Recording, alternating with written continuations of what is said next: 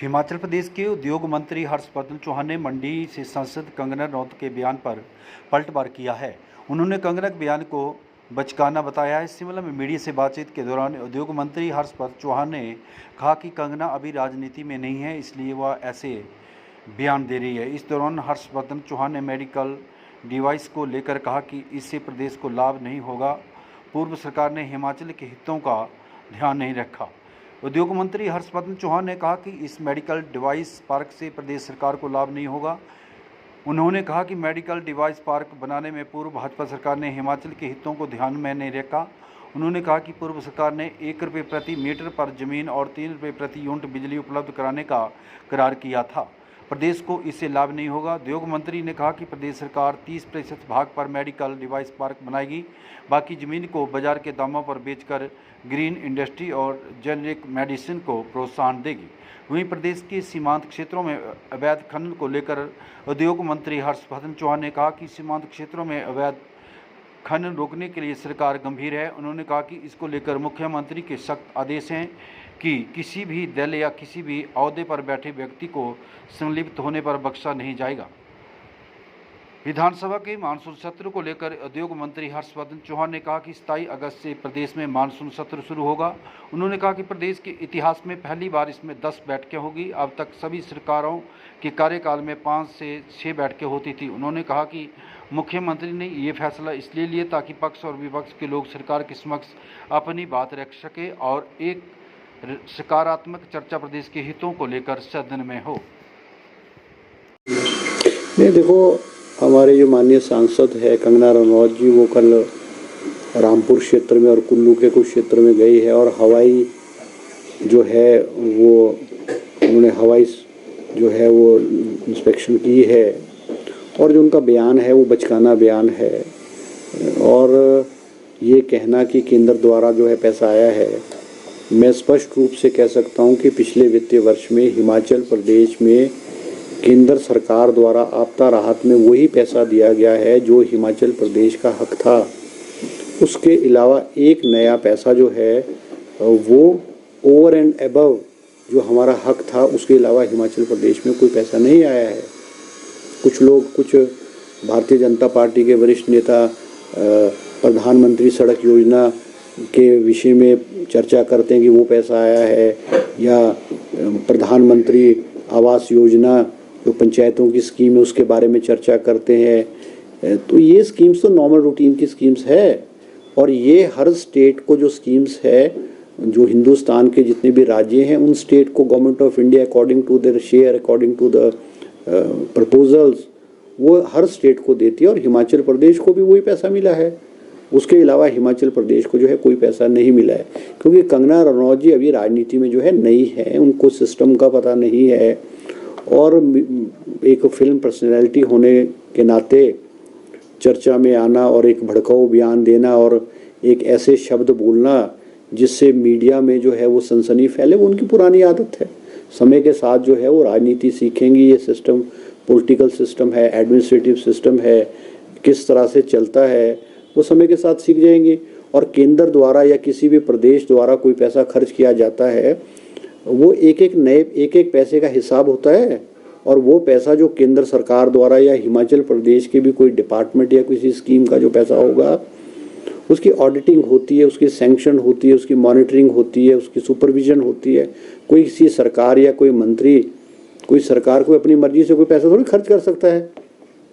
और हर वित्तीय वर्ष के बाद जो है ऑडिटिंग जो है अकाउंटेंट जनरल ऑफ इंडिया है वो उनकी मॉनिटरिंग करता है, उनके पैसों का ठीक पैसा खर्च हुआ नहीं हुआ, और नहीं होता तो ऑडिट पैरा बनते हैं। और जबकि हिमाचल प्रदेश के विषय में इस बारे में कोई भी ऐसी जो है टिप्पणी या कोई ऑडिट द्वारा नहीं की गई है। तो ये सिर्फ एक सनसनी फैलाने के लिए जो है और अपनी प्रेजेंस शो करने के लिए कंगना जी ने ये इस तरह के बयान दिए हैं। सर, मानसून की बरसात से काफी कोई नुकसान पहुंचा है? नहीं, अभी तक तो देखो मानसून का जो नुकसान हुआ है वहीं हुआ है जहाँ पे बादल फटे हुए हैं, और कुल्लू के कुछ क्षेत्र में जो है रूट्स को हुआ है, रामपुर में हुआ है और आने वाले क्षेत्र में हुआ है, और थोड़ा थोड़ा हिमाचल प्रदेश के अलग अलग क्षेत्रों में नुकसान हुआ है। मगर अभी इंडस्ट्रियल सेक्टर में कहीं भी जो है मुझे कोई रिपोर्ट अभी इंडस्ट्रियल सेक्टर में नुकसान की नहीं आई है। सर, नेता प्रतिपक्ष कह रहे हैं कि जो सरकार है प्रतिशोध की भावना से काम कर रही है, दुर्भाग्यपूर्ण है, और जो योजनाएं उन्होंने शुरू की थी वो भी बंद कर दी है। नहीं, देखो, नेता प्रतिपक्ष जो है वो उन्होंने भी अपनी राजनीति करनी है, उन्होंने भी राजनीतिक बयान देने हैं, और उनके बयानों में जो ये कह रहे हैं स्कीम्स बंद हो रही है, उसमें कोई दम नहीं है। कांग्रेस की सरकार और माननीय मुख्यमंत्री ने कोई ऐसी स्कीम नहीं बंद की है। स्कीम्स अगर बंद की गई है तो वही स्कीम्स बन गई है जिनका जनता को लाभ नहीं मिल रहा था। अब ये जो आपके हिमकेयर की स्कीम है जिसका ये जिक्र कर रहे हैं, या आयुष्मान भारत की स्कीम है जिसका जिक्र किया जा रहा है, मैं आपके माध्यम से ये भी कहना चाहूँगा कि जो ये कहते हैं कि आयुष्मान भारत जो है गवर्नमेंट ऑफ इंडिया की स्कीम है, हिमाचल प्रदेश को आयुष्मान भारत में केवल 45 करोड़ रुपए मिलते हैं। उससे ऊपर का खर्चा जो है वो हिमाचल की सरकार वहन करती है। पिछले वित्तीय वर्ष में आयुष्मान भारत में राउंड अबाउट को 85 करोड़ रुपीस के करीब खर्चा किया गया है, जिसमें से कि 45 करोड़ रुपया जो है वो गवर्नमेंट ऑफ इंडिया से आता है, और 40 करोड़ रुपए के करीब हिमाचल प्रदेश ने आयुष्मान भारत स्कीम में जो है वो पैसा खर्च किया है। और हिमकेयर स्कीम में ठीक है, हिमकेयर स्कीम जो है जब मुख्यमंत्री के ध्यान में ये लाया कि प्राइवेट हॉस्पिटल्स जो हैं वो ओवर चार्जिंग कर रहे थे, और इस पैसे का जो आधार कार्ड की डुप्लीकेसी और उस आधार पे जो पैसे को गबन करने के हॉस्पिटलों ने प्रयास किया, और इस तरह की बहुत सारी शिकायतें जो हैं सरकार की और हेल्थ डिपार्टमेंट के समक्ष में आई है। अब सरकार ने फैसला किया है कि जो हेल्थ केयर स्कीम है, हिमाचल की हेल्थ केयर स्कीम है, वो सरकारी अस्पतालों में ही जो है उसकी इम्प्लीमेंटेशन होगी। तो इसमें मुझे लगता कोई ऐसी बुराई नहीं है। और पिछली सरकार ने एम्पेनलमेंट ऐसे बहुत सारे ऐसे हॉस्पिटल्स को एम्पेनल किया था इन स्कीम्स के लिए, चाहे आयुष्मान भारत है, चाहे हेल्थ हिमकेयर स्कीम है, कि जिन पे बेसिक फैसिलिटी नहीं थी, और वो हॉस्पिटल जो है वो करोड़ों रुपए के जो बिल्स रेज करके हिमाचल सरकार को बिल रेज करके करते थे, और अधिकांश हॉस्पिटलों में जो फर्जीवाड़ा था तो सरकार अब गंभीरता से जो है वो इन्होंने बंद किया है, और ऐसी चीज़ें हिमाचल प्रदेश के हॉस्पिटल्स में ना हो, इसलिए सरकार ने फैसला किया गया। सर, मॉनसून 70 दिन का रखा गया है आपकी तरफ से। विपक्ष कह रहा है कि हमारे पास बहुत सारे मुद्दे हैं सरकार में खेलने के लिए, फिर चाहे संस्थानों को बंद करने का मामला हो या फिर दूसरी चीज़ें हैं, तो सरकार किस तरह से मैनेज करेगी? नहीं, देखो, हिमाचल प्रदेश का जो मानसून सेशन है वो 27 अगस्त से आरंभ होगा, और इसमें 10 सिटिंग्स होंगी। ये हिमाचल प्रदेश के इतिहास में पहली बार है कि मॉनसून का स्तर इतने लंबे दिनों तक होने जा रहा है। अमूमन चाहे पूर्व में कांग्रेस की सरकारें रही हैं, चाहे भारतीय जनता पार्टी की सरकारें रही हैं, मॉनसून सेशन कभी भी 5-6 दिन से ज़्यादा नहीं होता है। ये फैसला मुख्यमंत्री जी ने इसलिए लिया है कि चाहे सत्ता पक्ष के लोग हैं चाहे विपक्ष के लोग हैं, वो सदन में अपनी बात जो है सरकार के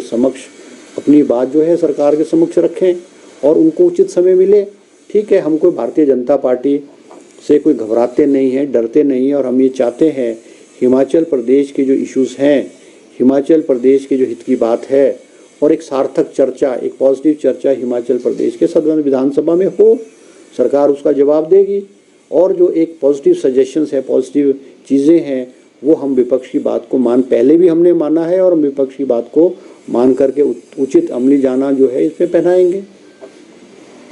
सर, जो मेडिकल डिवाइस पार्क है, कुछ पैसा वापसी लौटाने को लेकर के सहमति? मेडिकल डिवाइस पार्क में जो है वो विस्तृत रूप से कैबिनेट में भी चर्चा हुई है, और क्योंकि सरकार को ऐसा लगता था कि मेडिकल डिवाइस पार्क से हिमाचल प्रदेश को कोई ज़्यादा लाभ होने वाला नहीं है, क्योंकि उस पर जो बिडिंग के आधार पे मेडिसिनल डिवाइस पार्क पूर्व की भारतीय जनता पार्टी सरकार ने लिया था, उसमें 1 रुपये मीटर पे जो है ज़मीन देने की बात की गई थी, 3 रुपये यूनिट बिजली देने की बात की गई थी। तो सरकार को लगा कि ये हिमाचल प्रदेश के हितों के लिए it is not positive for the state of Himachal Pradesh. तो उन्होंने अभी फैसला भी, इट इज़ अंडर कंसिडरेशन, और हम उसको कुछ पोर्शन में मेडिसिनल डिवाइस पार्क जो बन रहा है उसमें हम 25% 30% एरिया में मेडिसिनल डिवाइस पार्क बनाएंगे, और बाकी जो लैंड है वो मार्केट रेट पर बेच करके हम, जैसे जेनरिक मेडिसिन्स है, और हिमाचल प्रदेश में जो ग्रीन इंडस्ट्रीज़ है उनको प्रमोट करने के लिए हम उस क्षेत्र को जो है इस्तेमाल करेंगे। सर अभी आप कुछ जिलों के दौरे पे भी गए थे, आप इस प्रकार के उद्योग स्टार्टअप करने जा रहे हैं?